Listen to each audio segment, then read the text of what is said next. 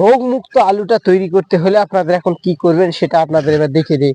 এই যে দেখুন বন্ধুরা, আলুটা যেটা আমাদের রয়েছে, আলুটাতে এখন কিন্তু অবশ্যই ট্রিটমেন্টটা আগে দরকার। ট্রিটমেন্টটা কিরকম ট্রিটমেন্ট, যাতে আলুটা ধসায় যে নাভি ধসাটা আসে সেটা নষ্ট না হয়ে যায়। কারণ মূল কথাটা হলো, আলুতে সব যত্ন করলাম, সার বীজ কীটনাশক অনেক কিছু দিয়ে সুন্দরভাবে যে আলুটা দেখুন সুন্দরভাবে তৈরি করে নিলাম, কিন্তু এখন এই কুয়াশার জন্য যদি এই শীতের প্রভাব বেশি পড়ার কারণে দেখবেন যে নাভি ধসা লেগে আলুটা শেষ হয়ে যায়। এখন আপনারা বন্ধুরা এই আলুটা কি কাজ করলে ফলনটাও ভালো পাবেন, বুদ্ধি খাটে যদি আপনারা কৃষিটা করতে পারেন তাহলে আপনার ফলনটাও বাড়বে এবং যে বীজটা দিয়ে গাছটাও রোগ মুক্ত থাকবে। তো আজকে আপনাদেরকে দেখিয়ে দিব এবং টেকনিকটা শিখিয়ে দিব যে আপনারা যে আলুটা চাষ করবেন কি প্রসেস এবং টেকনিক ব্যবহার করে ফলনও বাড়বে কিন্তু গাছও রোগমুক্ত থাকবে। গাছের শেষ বয়স পর্যন্ত বন্ধুরা, যে গাছটা দেখবেন যে শেষ বয়স হয়ে গেছে তবুও গাছের রোগ মুক্ত থাকবে, গাছ সহজে মরবে না। তাহলে হয় কি আপনাদের ফলনটা ভালো হয়, যে ছোট আলুটা থাকে সেটাও অনেকটা বড় হওয়ার সময় পায়। সেই কারণে বন্ধুরা, গাছটা যদি বেশি পরিমাণে বীজ দিয়ে আপনারা দুর্বল করে দেন তাহলে কিন্তু ফলনটা কমে যায়। তবে সঠিক পদ্ধতিটা আপনাদেরকে এবারে বলে দিই, যে আপনাদের যে কোনো ফাঙ্গিসাইড বা আপনারা এখন ইন্ডোফিল M45 বা অনেক কোম্পানি, ডায়াথিন M45, মাল্টার M45 অনেক বেরিয়েছে, জেনথাম আছে, অনেক কোম্পানি বেরিয়েছে। তো বীজ দেওয়ার নিয়মটা হচ্ছে, এই যে আলুটা আপনারা দেখতে পাচ্ছেন এই আলুটাতে কিন্তু আমাদের অলরেডি বীজ দুবার দেওয়া হয়ে গিয়েছে। সেটা আমরা বীজটা কি প্রসেসে দিয়েছি সেটা আপনাদেরকে এবার বলে দিই। আলুর গাছটা এই মোটামুটি যখন ছিল আর একটু এর থেকে ছোট ছিল, তখন আমরা একবার বীজ দিয়েছিলাম কি, গ্রাম প্রতি মাত্র 20 গ্রাম করে দিয়েছিলাম। 20 গ্রামটা দিয়ে কি কারণে দিয়েছিলাম, যাতে গাছটা সুন্দরভাবে প্রথম থেকেই যাতে ইয়েটা হয়, মানে রোগটা না ধরে। এখন যদি আপনার গাছটা রোগ ধরার পর যদি ধরে নেন সোজা 50 গ্রাম 100 গ্রাম বীজ দিয়ে দেন, তাহলে হয় কি গাছটার ফলনটা যেটা সেটা কমে যায়।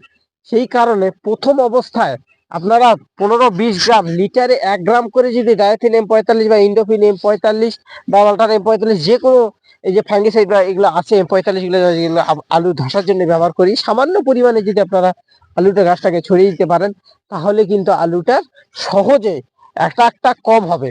কারণ এই যে দেখুন আলুর গাছটা দেখুন আমাদের এই যে পাতায় লেগে আছে, কিন্তু এই পরিমাণে পাতা লেগে নেই, সামান্য 1-2টো লাগিয়ে আছে বীজ, মানে বোঝা যাবে না, হালকা হালকা হালকা ভাবে লেগে আছে।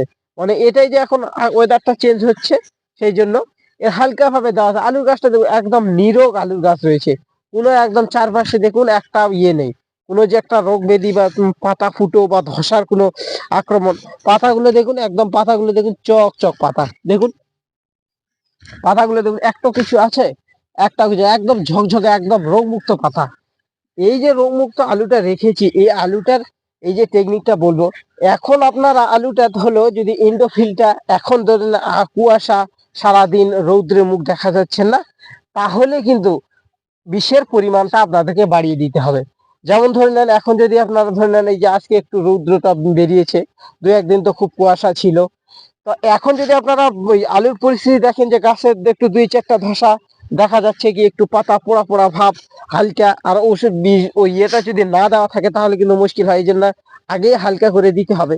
তো আপনারা এখন যদি দেখেন যে কুয়াশা আর ওদের মুখ দেখা যাচ্ছে না, তাহলে কিন্তু আপনাদের বিষের পরিমাণটা বাড়াতে হবে। তখন আপনারা মিনিমাম 50 গ্রাম, ওই যে ড্রাম প্রতি একটা 20 লিটারের ট্যাঙ্কিতে ড্রাম প্রতি 50 গ্রাম দিতে হবে। এছাড়াও দেখা যায় যে আমাদের যে সাদা আলুটা লাগিয়েছি পরে, ওই আলুটার গাছটা কিন্তু এখন ছোট আছে। এই আলুটা আপনারা দেখতে পাচ্ছেন, এটা কিন্তু লাল আলু, সাদা আলুর গাছটা ছোট আছে।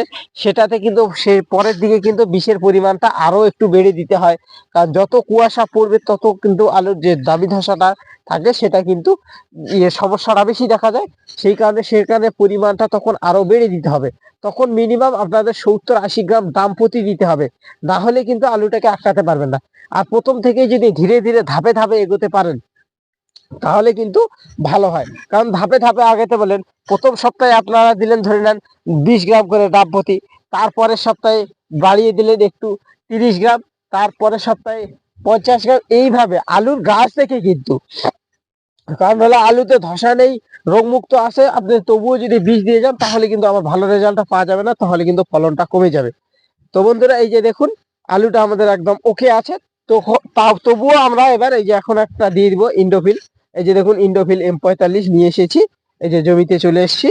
এই যে ইন্ডোফিল M45টা আছে, এটা আমরা এবার এই যে আলুর গাছটা দেখুন রোগমুক্ত আছে, আমরা এখন এখানে এই 40 গ্রাম করে দিব। মানে এখনো কিন্তু আলুর সেইভাবে ধসাটা ধরেনি। নাভি ধসটা ধরার আগের থেকেই যদি ট্রিটমেন্টটা করা যায় তাহলে খুব ভালো হয়।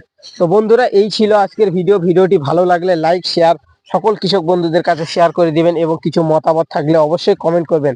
এই কৃষি বিষয়ে যে কোনো মতামত আপনাদের কাছে পৌঁছে দিলে একটু ভালো লাগে, কারণ কৃষির উন্নতি ছাড়া আমাদের দেশের উন্নতি করা সম্ভব নয়। আর কৃষিকে উন্নতি করতে হলে সঠিক পথটা কিন্তু অবশ্যই জানা দরকার, কখন কি করলে সঠিক পথে এগোতে পারবো। তো বন্ধুরা, আর চ্যানেলটি নতুন ভিজিট করে থাকলে অবশ্যই সাবস্ক্রাইব করে পাশে থাকা ঘন্টিটি বাজিয়ে দিবেন, যাতে পরবর্তী এই কৃষি বিষয়ে যে কোনো ভিডিও সহজে আপনার কাছে পৌঁছে যায়। এই বলে আজকে ভিডিওটি শেষ করছি। নমস্কার।